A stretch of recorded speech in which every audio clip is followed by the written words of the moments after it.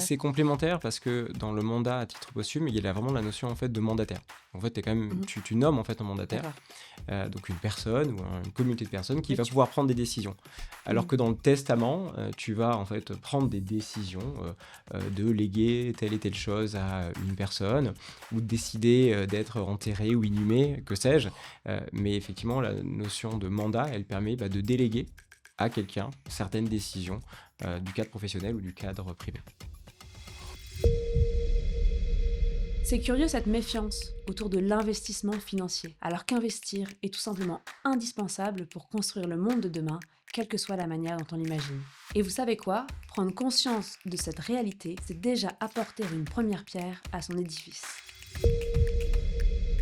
Bonjour, je suis Aurore Perrin et mon objectif avec Just Focus est de mettre en lumière le pont entre des investisseurs qui ont des idées, des projets, des convictions et leurs investissements qui sont un moyen de créer un futur qui leur ressemble. En proposant un nouveau rapport à l'argent, aussi exigeant sur sa performance que sur son sens, Just Focus est une invitation à passer à l'action.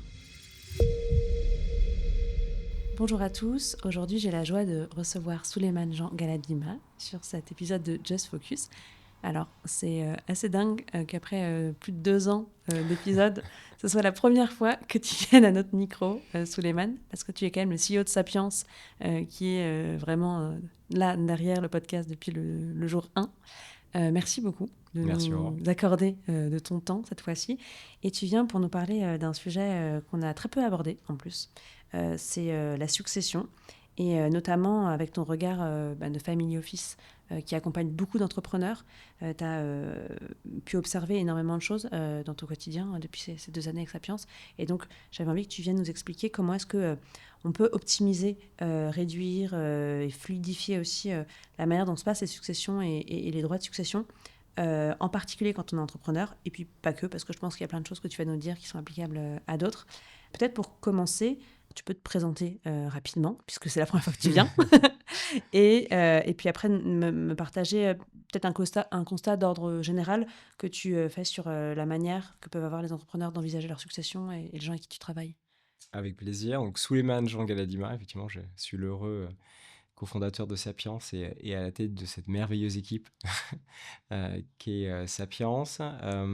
Entrepreneur également, marié, papa de 2 enfants, donc avec aussi un peu d'empathie pour nos chers entrepreneurs.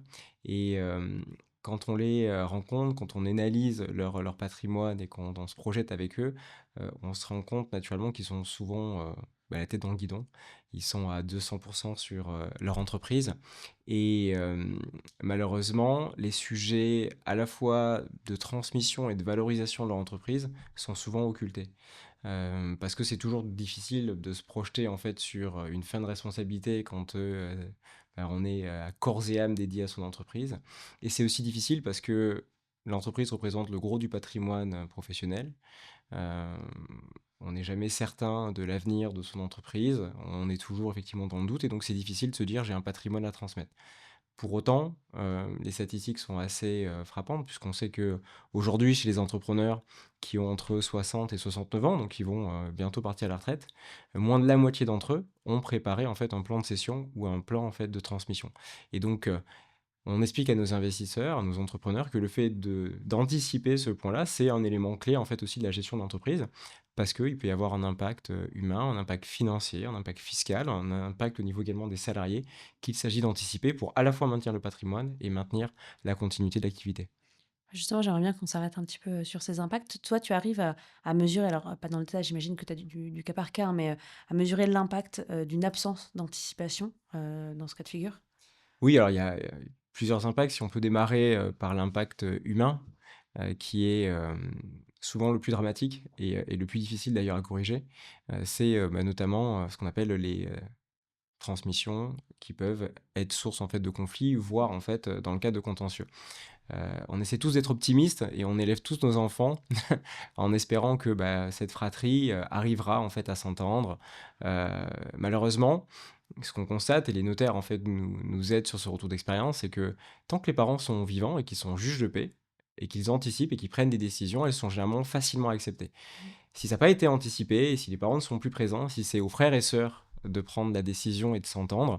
Malheureusement, le patrimoine financier et plus le patrimoine est complexe et plus les conséquences viennent cristalliser des fois des frustrations de l'enfance qui font voilà, exploser malheureusement l'harmonie familiale. Donc le premier impact, il est ici, il est simplement de dire c'est pas un sujet tabou, euh, personne n'est éternel, personne n'est indestructible, et donc il faut avec ses enfants aborder ce sujet pour pouvoir anticiper, faire en sorte que l'harmonie familiale soit maintenue au moment de la transmission. Donc ça c'est l'impact que je qualifierais d'humain. Mmh. Ensuite il y a naturellement l'impact financier.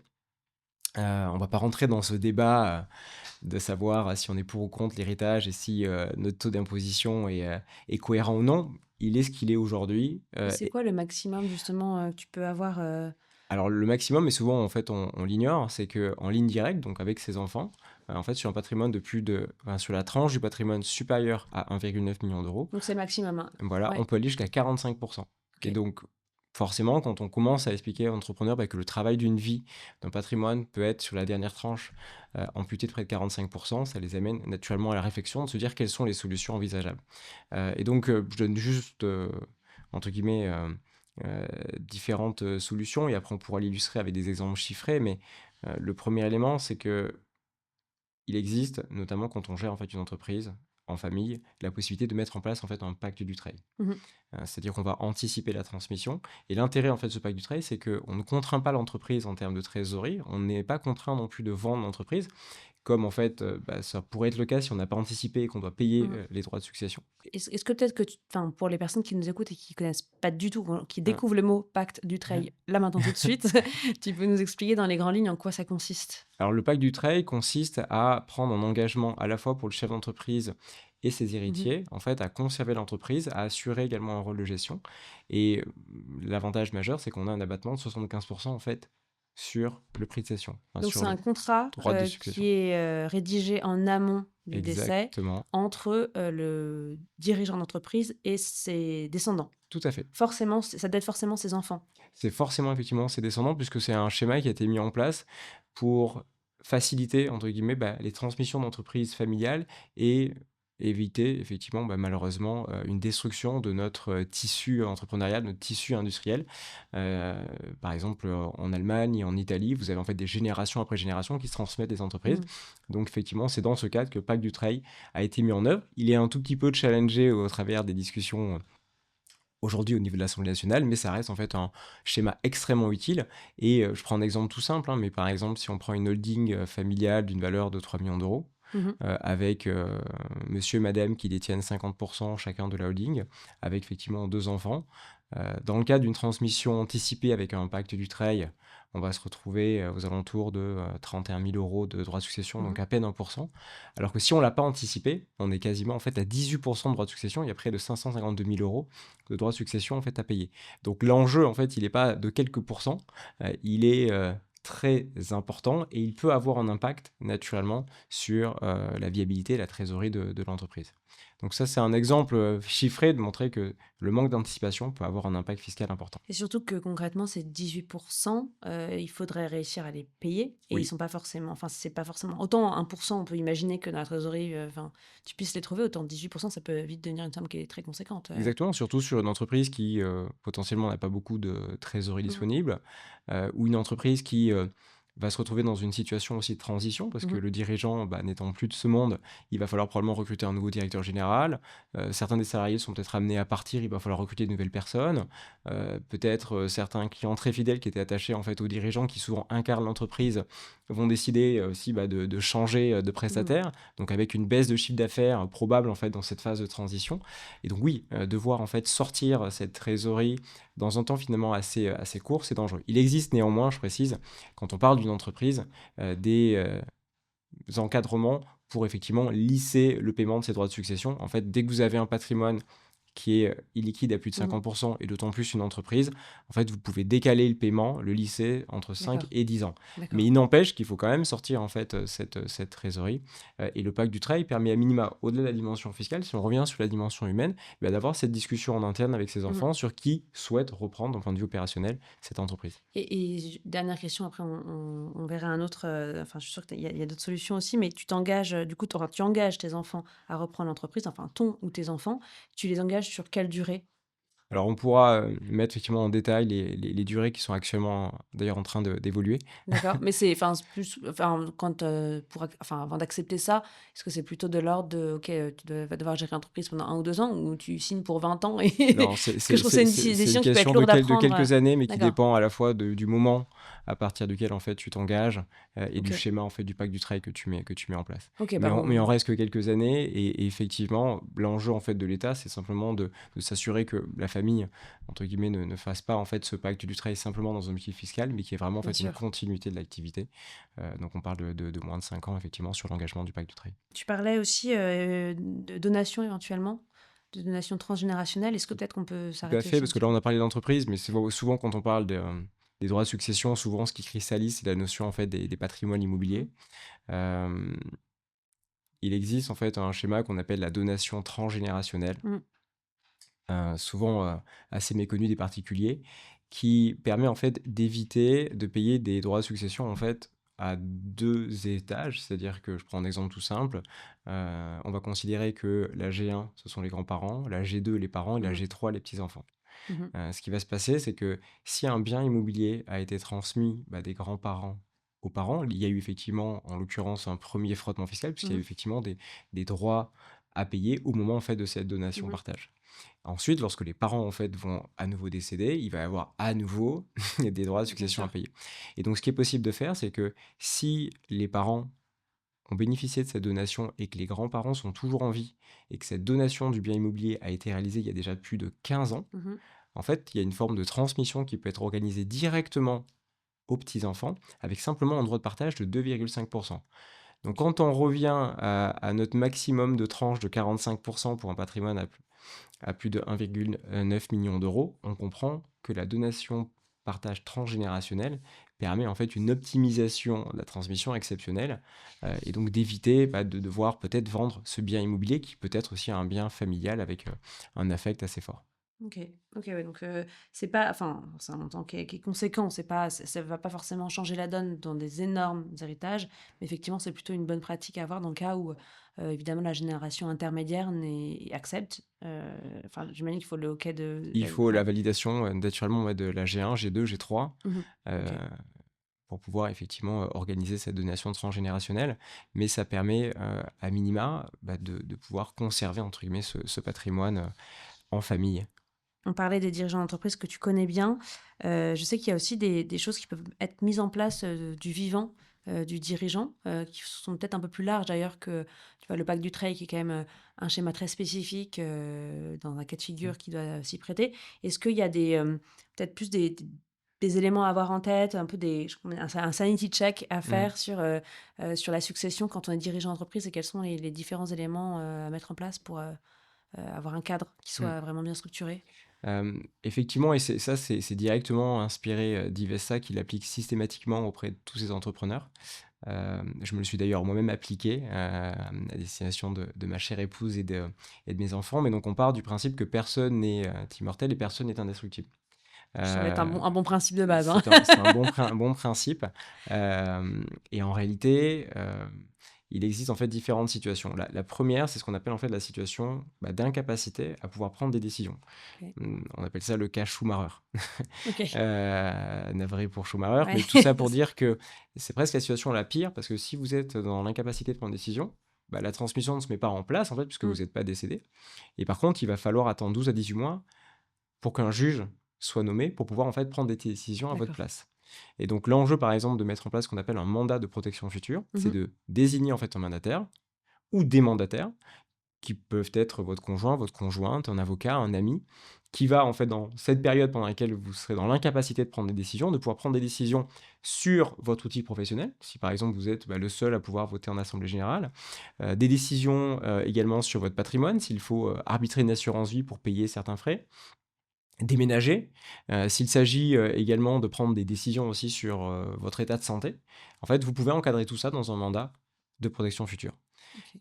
Ça coûte entre 400 et 500 euros chez un notaire et c'est à minima, en fait, un exercice, certes toujours un peu, douloureux à mettre en œuvre, mais dont on sort, en fait, généralement un peu plus, serein dans ce qui pourrait arriver, en Bien cas sûr. d'invalidité. Parce que, dans le cas contraire, le risque, c'est vraiment de toutes les situations que tu viens d'énoncer peuvent être totalement bloquées pendant des mois, voire des années. Exactement. Ouais, donc c'est un impact qui est considérable, en fait, sur Ça veut l'écosystème. La dire vie privée, perso, enfin, on peut détruire en pro, fait tout, ouais. malheureusement, imaginons c'est une jeune start-up, très incarnée et très dépendante en fait de son Mmh. dirigeant. Il a un accident de ski, il est dans l'incapacité de se remettre à travailler, de prendre des décisions. Il se passe rien. Il se passe plus rien. Et donc si, il va se passer quelque chose, c'est qu'en fait un juge qui gère en fait des milliers de dossiers, au bout de 12-18 mois sera nommé et il va, Oui, mais il y a plus enfin, voilà, 12-18 mois à l'échelle d'une entreprise, voilà. ça dépend des entreprises, Bah, hein, mais ça peut aller très, très vite. les salariés, on aura nommé un administrateur à minima pour, gérer les salaires et la trésorerie. Il est fort probable que les salariés seront partis sur d'autres aventures, que les clients seront partis. Mmh. Donc en fait, on aura détruit en fait, tout, le travail peut-être d'une vie, alors qu'avec un mandataire, on aurait pu rapidement prendre des décisions, avec notamment des gens de confiance qu'on aura Mmh. déterminés en amont pour éviter cette situation. OK, donc ça, c'est le mandat de protection Mandat de future. protection future. Il existe un équivalent qu'on appelle le Ouais. mandat à titre posthume, et comme le nom l'indique, qui lui, en fait, traite, comme le testament, la situation de décès. Mmh. Et là encore, on va pouvoir aussi encadrer un certain nombre de choses. Typiquement, mon épouse est très très loin des sujets financiers. Et donc, moi, si je suis amené à décéder, j'ai nommé en fait un mandataire qui va l'aider, la conseiller pour pouvoir en fait prendre des décisions tant sur mon patrimoine professionnel que sur mon D'accord. patrimoine personnel. On peut aussi d'ailleurs aussi encadrer et en tant que parent, je pense que c'est important. On adore faire des week-ends et prendre l'avion ou le train avec mon épouse en laissant les enfants chez les grands-parents et la question de se dire bah, qu'est-ce qui se passe si un week-end en fait on revient pas. Et donc là en fait pareil sur un mandat en fait à titre posthume, on peut aussi encadrer qu'est-ce qui se passera en fait à la fois de l'éducation de nos enfants, qui sait qui va en prendre la charge? Est-ce qu'on considère que notre famille va décider toute seule de la gestion des enfants ou est-ce qu'on peut déjà l'encadrer? Si on a quelqu'un dans la famille dont on considère qu'il sera en capacité, à la fois affective et financière de gérer en fait ses enfants. Et donc ça aussi, ça peut s'encadrer au travers d'un mandat à titre posthume complété par un testament. Oui, c'est ça, et mais la question que j'allais te poser, du coup, tu l'anticipes, c'est, ce que tu décris, c'est enfin, moi, je pensais que c'était des choses plutôt que tu mettais dans un testament. C'est quoi la différence, en fait, entre un mandat à titre posthume et un testament? Et qu'est-ce que tu viens et du coup, est-ce que tu fais plus de testament si tu as un mandat à titre posthume ou les Ça 2 sont c'est complémentaires? c'est complémentaire parce que dans le mandat à titre posthume, il y a vraiment la notion en fait de mandataire. En fait, tu quand même Mmh. tu nommes en fait un mandataire, D'accord. donc une personne ou une communauté de personnes qui Oui, va tu pouvoir prendre des décisions. Alors mmh. que dans le testament, tu vas en fait prendre des décisions, de léguer telle et telle chose à une personne ou de décider, d'être enterré ou inhumé, que sais-je. Mais effectivement, la notion de mandat, elle permet, de déléguer à quelqu'un certaines décisions, du cadre professionnel ou du cadre privé. Mais donc si j'écris dans mon testament, «Je décide qu'à mon décès, je veux que ce soit Y qui gère mon entreprise», ça n'a pas de valeur juridique, là où le mandat permet d'avoir une valeur, en fait, Tout c'est à ça fait. la différence? C'est-à-dire qu'en OK. fait, un mandat, une fois qu'il a été, acté chez le notaire, la personne qui est en l'occurrence mandataire a simplement besoin, du mandat et de votre acte de décès, d'aller effectivement, D'accord, au tribunal de commerce, au greffe et de pouvoir prendre des décisions immédiatement, en fait, grâce à ce mandat. Donc d'accord. c'est hyper efficace et hyper opérationnel comme approche. OK, OK, très clair. Avant même Heu d'ailleurs que la succession et cetera soit traitée chez le notaire. OK, très bien. Si je récapitule, on a le mandat de protection future, le mandat à titre posthume et le testament, qui sont les 3 outils, essentiels à mettre en œuvre, dès que possible, quand on est, notamment dirigeant d'entreprise. Exactement, Chef dirigeant d'entreprise. d'entreprise, cadre dirigeant, Ouais. profession libérale en fait, l'enjeu financier est tellement énorme, l'enjeu humain tellement énorme, pour le coût en fait que ça représente, Mmh. c'est vraiment quelque chose qu'on recommande systématiquement, à condition aussi de le faire avec, des notaires qui ont cette technicité, du droit patrimonial. OK, très bien. Une fois qu'on a, encadré, d'un point de vue administratif, ces 1ers sujets-là, est-ce qu'il y a d'autres choses qu'on peut mettre en œuvre pour anticiper, qui sont essentielles? Oui, alors, le droit est relativement bien fait, à condition effectivement d'en avoir connaissance et surtout en fait d'anticiper. Vous avez la possibilité en fait déjà de, donner Mmh. et donc bénéficier en fait d'un abattement de 100 000 € pour chacun des enfants tous les 15 ans. Donc tous les 15 ans, en fait, ces 100 000 € sont renouvelés. Donc c'est intéressant parce qu'en fait, vous pouvez soit donner, notamment en fait, en cash, mais vous Mmh. pouvez en fait donner quelque chose d'une valeur en fait de 100 000 €, tous les 15 ans. Ensuite, vous pouvez, garder en fait en tête que comme vous pouvez en fait donner quelque chose qui a une valeur de 100 000 €, vous pouvez en fait profiter de ce qu'on appelle la purge de la plus-value. Mmh. On va souvent notamment la retrouver, ce qu'on appelle dans une donation avant cession. Mmh. C'est-à-dire qu'en fait, qu'un entrepreneur, s'il sait qu'il va vendre son entreprise, il a deux options. Bah, soit il attend de vendre cette entreprise et donc il va avoir un frottement fiscal au titre effectivement de l'imposition sur les plus-values. Et ensuite, s'il a envie de donner le produit de cette cession à ses enfants, il aura un deuxième frottement fiscal au titre effectivement des droits de succession. Ce qu'il peut faire à contrario, c'est que avant un instant de raison, avant la cession de l'entreprise, il va pouvoir donner des titres Mmh. à une valeur en fait de 100 Mmh. à ses enfants, profiter notamment de ces abattements. Et l'enfant, en fait, à la suite de ça, aura les titres et donc va les vendre au nouvel acquéreur. Mais comme il les a reçus en fait d'une valeur 100 et qu'il va les vendre d'une valeur 100, lui, il n'aura pas en fait d'imposition Mmh. sur la plus-value, donc on aura purgé en fait la plus-value. Donc cette notion en fait de pouvoir donner, c'est à la fois profiter de ces abattements et ensuite profiter aussi de la purge de la plus-value au travers de cette donation. Et comment est-ce que quelle distinction tu fais entre, une donation, et ce qu'on appelle le présent d'usage? Ouais. Alors ça, c'est très intéressant aussi parce que, on a effectivement cet abattement qui se renouvelle tous les 15 ans, mais on peut aussi régulièrement, en fait, faire des présents d'usage. Mmh mh. Donc des présents d'usage, ça peut être, bah, ouvrir, par exemple, un contrat d'assurance vie, à ses enfants mineurs et tous les mois, en fait, mettre quelques centaines d'euros. C'est du présent d'usage parce que on considère qu'un présent d'usage, alors la définition, elle est toujours un peu subjective, mais elle doit être proportionnelle à son patrimoine et à Mmh. son salaire. C'est-à-dire qu'en fait, quelqu'un, en l'occurrence, bah, qui gagne 10 000 € par mois, s'il donne 100 ou 200 euros en fait par mois Mmh. à ses enfants, c'est un présent d'usage. S'il en donne 5 000 euros, ça pourrait effectivement être qualifié. Et l'intérêt de ce présent d'usage, c'est que ça peut être, en l'occurrence, un versement programmé sur une assurance vie pour mineurs, mais ça peut être aussi de l'argent de poche, ça peut être un cadeau pour un anniversaire, un mariage, un diplôme. Et donc, ça permet, en étant quand même vigilant de respecter l'équité entre les frères et sœurs, eh bien, de pouvoir progressivement donner, et donc sans, en l'occurrence, fiscalité, à ses enfants. Oui, parce qu'en fait, dans la dimension du présent d'usage, tu as une notion du coup de quelque chose d'informel, donc c'est vraiment pas du tout pris en compte dans le calcul de la réserve héréditaire, des héritiers, tu me confirmes? Exactement. Et après, c'est plutôt la jurisprudence qui va faire foi et je crois, mais dis-moi si je me trompe, que c'est autour de 2 ou 2,5 qu'on considère que, Que c'est ça reste raisonnable, c'est ça, c'est hein? raisonnable OK. Ça exactement permet par d'avoir rapport même à si c'est la jurisprudence, ouais, ça peut être soumis à des adaptations, ça permet d'avoir peut-être quand même un ordre de grandeur et je pense qu'on se trompe pas trop si on ouais dit que et l'enjeu surtout quand, effectivement il peut y avoir, des litiges ou des rattrapages, c'est en fait de le formaliser. Heu, d'accord.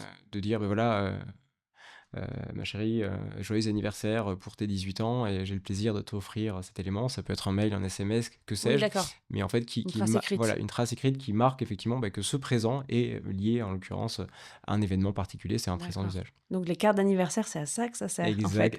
Exactement, voilà. OK, donc bien penser à faire des cartes et des beaux cadeaux. Voilà, c'était ça, c'est très important. Super. Est-ce qu'il y avait d'autres, manières de donner, que tu voulais évoquer ou est-ce Alors qu'on a il fait y le a un tour? dernier sujet, c'est encore un petit abattement, mais qui concerne uniquement, en fait, les sommes d'argent puisqu'on a un abattement de 31 865 €. Très précis. C'est précis, par parent et par enfant, Mmh mh. à condition d'avoir moins de 80 ans. Donc c'est un petit plus supplémentaire, qui permet D'accord, effectivement de venir, compléter les 100 000 € par parent et par d'accord. enfant tous les 15 ans. Donc tu peux donner 100 000 € par exemple en titres, plus 31 000 € En cash. en cash. Enfin Exactement. cash, virement, ça marche aussi, Ça marche aussi. OK. Renouvelable, pareil, tous les Ouais, 15 ans. OK. Et pareil aussi, bah, soyez vigilants à bien enregistrer dans un calendrier, la date à laquelle, vous avez fait effectivement, Ouais, cette OK. donation. D'autant plus que alors, quand on va parler, en fait, d'une donation, on va pas le traiter aujourd'hui, mais on insiste sur le fait, et tous les notaires le commandent, de faire une donation partage. Mmh mh. Heu, puisque, en 2 mots pour l'expliquer, c'est que si vous donnez 100 000 € à chacun de vos enfants, que l'un Heu, malheureusement le dépense en fait, en fêtes, en boissons, au casino et que dans 10 ans effectivement, bah, vous êtes amené à décéder, et que l'autre en fait l'a investi en crypto dans une entreprise en fait qui l'a fait x10 et ben, en fait le notaire va demander en fait à l'enfant qui a fait fructifier en fait cet argent de venir en fait compenser son frère ou sa sœur pour rééquilibrer en fait ce partage. Et l'intérêt de la donation partage, c'est qu'en fait au moment où vous donnez en fait ces 100 000 € à chacun des enfants, c'est réellement partagé. Quoi qu'il advienne, il n'y aura pas de «rattrapage» entre guillemets au moment du décès, au moment de la succession. Donc D'accord. donation-partage, dès qu'on est effectivement sur des sommes conséquentes. Naturellement quand on est sur les présents d'usage, c'est moins d'actualité. Donc il y a quand même pas mal d'échéances à avoir en tête, parce qu'en plus, il y a cette logique de tous les 15 ans dans les donations. Peut-être si j'avais quand même un point, je voulais clarifier, on est d'accord que, dans le cas d'une donation de 100 000 € ou de la donation en cash, ça nécessite d'être déclaré, fiscalement? On peut Ouais. effectivement, Faut faire effectivement, un il y a un formulaire, je crois, à formulaire remplir. CERFA Ouais, et accessoirement, je répète, dès qu'on est sur des sommes substantielles, autant faire une donation partage qui effectivement fait ouais. l'objet d'un acte notarié D'accord, OK. et donc d'une déclaration. OK, très clair et il y a d'autres choses qu'on doit, anticiper justement avec cette logique peut-être, d'âge? Parce que je sais qu'il y a plusieurs, tu vois, tu parlais de 80 ans pour le cash, est-ce qu'il y a d'autres âges un peu, charnières à avoir en Ouais, tête? il y a des âges charnières. Alors, c'est toujours compliqué parce que forcément, plus on est jeune, moins on anticipe, entre Mmh. guillemets, sa vieillesse et sa transmission. Et pour autant, en fait, il faut assez vite l'anticiper, notamment quand on envisage ce qu'on appelle en fait de faire un démembrement, par exemple, d'un bien immobilier et Ouais. ensuite, en fait, d'en faire la donation, ce qu'on appelle la nue propriété. Mmh. Ça s'applique souvent plutôt sur une résidence secondaire. On déconseille de le faire sur la résidence principale. Mais sur une résidence secondaire, on peut considérer qu'on va démembrer et donc on va, nous, en tant que parents, garder l'usufruit, donc l'usage, l'usus en fait de ce bien pour pouvoir en profiter au quotidien. Et par contre, on va donner la nue propriété en fait aux enfants. Euh, il existe en fait une table de démembrement qui évolue en fait en fonction de l'âge. Et l'enjeu en fait de ce schéma, c'est d'avoir la valeur d'usufruit la plus faible possible, Mmh. puisque c'est sur cette valeur d'usufruit que les droits de donation en fait vont être calculés. Et donc résultat, quand vous le faites avant 50 ans, c'est une période à laquelle l'usufruit en fait vaut en l'occurrence 40% de la valeur du bien. D'accord. Donc finalement, vous n'allez payer effectivement des droits de succession que sur ces 40%. Ensuite, quand vous êtes de 50 à 61 ans, vous passez effectivement à 50. 50. C'est-à-dire que la valeur de la propriété vaut 50% et la valeur du fruit vaut 50%. Donc vous allez payer droits de succession sur Mmh. 50% de la valeur. Et ainsi de suite, ce qui veut dire que plus tôt en fait vous êtes en mesure de démembrer et de faire cette donation, moins effectivement vous paierez des droits sur la donation. Et ce qui se passe, c'est que c'est en fait un démembrement viager, c'est-à-dire qu'au moment en fait de votre décès, les nus propriétaires vont automatiquement et sans aucun droit devenir pleinement propriétaires. D'accord. Voilà. OK, très clair. Oui, donc en fait, ça sort, une grosse partie du bien enfin de la valeur du bien immobilier du calcul des droits de succession. Exactement. Alors, OK. il y a des conséquences, puisque finalement, il y a un démembrement, donc il y a un certain nombre de règles qui Mmh. encadrent les droits, les devoirs du nu propriétaire. Mmh. Mais il n'empêche que, voilà, sur un bien immobilier qui est une résidence secondaire, souvent une résidence familiale, c'est vraiment un moyen très efficient de pouvoir réduire les droits de succession. Et donc ça aussi, c'est un acte notarié? C'est particulièrement en acte notarié, tout à fait. D'accord. Ouais. OK. Est-ce qu'il y a d'autres échéances alors, qu'on note 50 ans, 80 ans? Est-ce qu'il y a Alors, d'autres il y a âges? la fameuse échéance également des 70 ans en Mmh. assurance vie française ou luxembourgeoise, puisqu'en fait, l'assurance vie luxembourgeoise suit les mêmes règles fiscales que l'assurance vie française, quand on est résident fiscal naturellement français. Puisque quand vous faites des versements sur votre contrat d'assurance vie avant les 70 ans, en fait, vous avez un abattement de 152 500 euros par bénéficiaire et sans limite du nombre de bénéficiaires. Ça, c'est souvent ce que les gens en fait ignorent. C'est que si on prend l'exemple d'une famille, pareil, monsieur, madame, deux enfants, eh bien, madame, avec son contrat d'assurance vie, a deux fois 152 500 euros d'abattement et monsieur Mmh, oui. également. Oui, OK. Donc ça veut dire qu'on a un total près de 600 000 euros en fait d'abattement, simplement en fait avec deux enfants. Et si on a envie d'avoir d'autres bénéficiaires, un neveu, une nièce, un cousin, un frère, un ami, que sais-je, en fait, on peut vraiment, avant ses 70 ans, augmenter massivement la somme des abattements et donc ainsi, puisque ça sort en plus de l'assiette successorale, on peut vraiment optimiser sa succession. Et c'est dommage parce que finalement, passé les 70 ans, l'abattement, il est plus de 152 500 euros, il est effectivement d'une trentaine de milliers d'euros et cette trentaine de milliers d'euros, en fait, est unique sur l'ensemble des bénéficiaires. Donc Ah oui, donc rien à voir. on ne peut plus effectivement optimiser. Donc c'est pour ça que typiquement, nous des fois, on a des clients qui ont investi dans des assurances vie, des fois très chères, sous-optimisées, qui ne rémunèrent pas. Et ils nous disent, voilà, j'aimerais bien peut-être arbitrer mon assurance vie et réinvestir avec vous. S'ils ont plus de 70 ans, c'est une erreur dramatique. Il vaut mieux Ouais. garder en fait cette assurance vie et éventuellement en ouvrir une nouvelle avec à nouveau des liquidités, plutôt que déboucler une assurance vie sur laquelle vous aurez eu en fait des versements avant 70 ans. D'accord, donc on regarde bien les versements, c'est ça? On Quand regarde bien c'est effectivement d'accord. la date des versements et ce qui est voilà, intéressant, c'est que nous, on est relativement des fois triste pour certains investisseurs de voir que des grands-parents ont des comptes courants remplis de cash, auraient pu en fait, avant leurs 70 ans, les loger en assurance vie avec les bénéficiaires et ainsi profiter de ces abattements. On n'a pas beaucoup parlé de l'assurance vie et c'est quand même un point qui est particulièrement important, dans la succession. Est-ce qu'il y a d'autres, éléments à prendre en compte sur l'assurance vie spécifiquement? Oui, en particulier, c'est qu'il sort effectivement de l'assiette successorale. Mmh.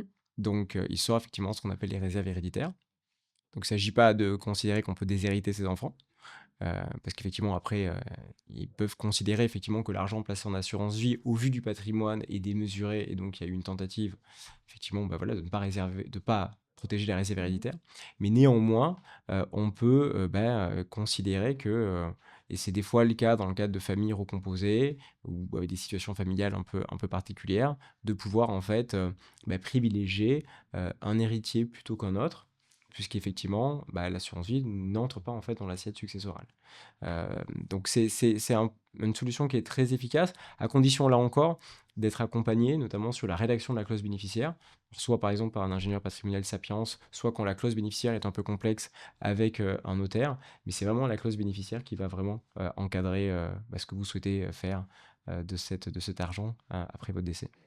Il y a un point qui m'interroge parce que tu vois, j'entends bien l'intérêt d'anticiper, mais parfois, bah, tu as eu raison de le faire, mais finalement, le malheur arrive plus vite que prévu. Mhm.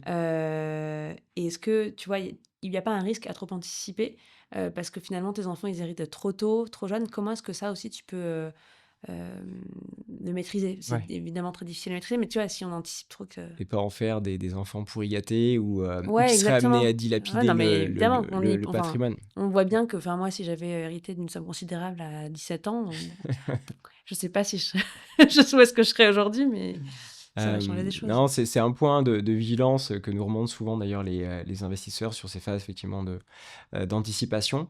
Et en fait, ce qui est beau avec l'assurance vie, c'est qu'on peut, y associer ce qu'on appelle un pacte adjoint qui va en fait venir contraindre l'utilisation, de ces primes, l'utilisation en fait de ce capital, décès par les héritiers. Et donc en fait, on peut mettre toute une série de critères, qui peuvent aller au-delà d'ailleurs de la majorité des enfants, parce que c'est souvent aussi la question, c'est: «OK, mais finalement à 18 ans, il vient d'avoir son bac, est-ce qu'il est vraiment, mûr ou mûr pour pouvoir gérer son patrimoine?» Et donc avec ce pacte adjoint, on va pouvoir contraindre les questions d'âge. Contraindre aussi, par exemple, des situations exceptionnelles où on dit, bah, si finalement il fait des études courtes et qu'il a envie de lancer sa startup, c'est dommage en fait que le pacte adjoint le contraigne. Et donc là, dans le cas spécifique d'une Mmh. startup, il pourra utiliser en fait l'argent dont il est bénéficiaire en assurance vie, ou s'il veut acheter sa première résidence principale. Mais voilà, on peut parfaitement encadrer à la fois en âge et en statut entre guillemets de notre héritier à partir de quel moment et de quelle manière il pourra utiliser cet argent. Il faut, pareil, être très vigilant sur sa rédaction pour éviter en fait une situation qui soit aussi trop contraignante pour les héritiers. Mais ça permet de rassurer nos investisseurs qui se disent, bah, effectivement, si je décède alors que mes enfants sont encore mineurs, voilà, il y a un cadre qui permettra de les accompagner et qui pourra venir d'ailleurs en complément, comme on l'a dit tout à l'heure, d'un mandataire pour les conseiller. D'accord, oui, ça permet d'élargir, ou de préciser au Mm. contraire, Ouais. les conditions de réception, de l'héritage. Est-ce qu'il y a un dernier point? On a déjà abordé beaucoup, beaucoup de choses. Est-ce que tu as un dernier point justement que tu voulais, amener peut-être fort des échanges que tu peux avoir avec, les personnes que tu accompagnes avec Sapiens? Oui, alors on vient de parler des enfants, donc je pense, un élément clé. On a parlé de fiscalité, de droit, d'optimisation. Si on en revient en fait aux fondamentaux, en tant que parents, ce qu'on a envie, c'est qu'in fine nos enfants soient heureux et le plus autonomes possible et que au delà de leur transmettre en fait un héritage, matériel, nous conseillons entre guillemets, nos investisseurs naturellement, ils le font au quotidien, on leur transmet des valeurs, mais ils leur transmettent aussi des compétences sur la gestion de ce patrimoine, sur la compréhension aussi, parce que c'est une histoire familiale de comment, ce patrimoine a été construit, comment, papa, maman, ont, voilà, travaillé, nuit et jour pour construire ce patrimoine, quelles ont été, leurs réussites, leurs échecs. Donc il y a une notion d'apprentissage au travers de cette histoire qui est importante et après, peut-être, que ce soit conjoint, conjointe, ou les enfants, de aussi, s'ils ont l'âge suffisant, de les faire venir sur des suivis de participation semestriels avec Sapiens ou alors aussi, des formations que Sapiens peut organiser pour les faire monter en compétences et se dire que finalement, c'est la meilleure protection s'ils sont, autonomes dans la gestion de ce patrimoine.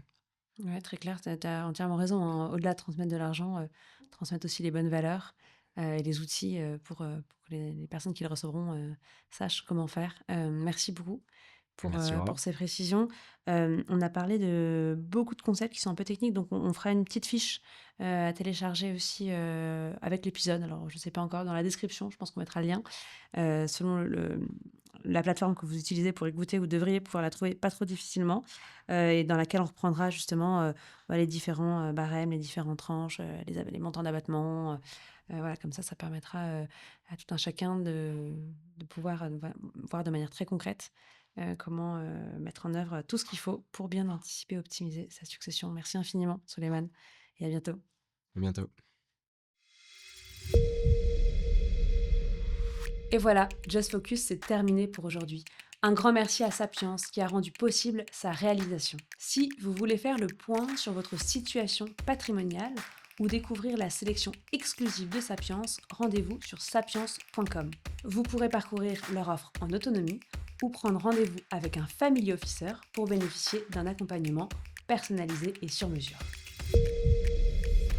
Si cet épisode vous a plu et que vous souhaitez le soutenir, il existe plusieurs manières de le faire. C'est archi simple pour vous et ça change vraiment la donne pour nous. Première chose, vous pouvez en parler autour de vous et le partager largement sur les réseaux sociaux. Deuxièmement, vous pouvez laisser un commentaire 5 étoiles sur Apple Podcast et bien sûr, abonnez-vous pour ne pas manquer les prochains épisodes. À très vite.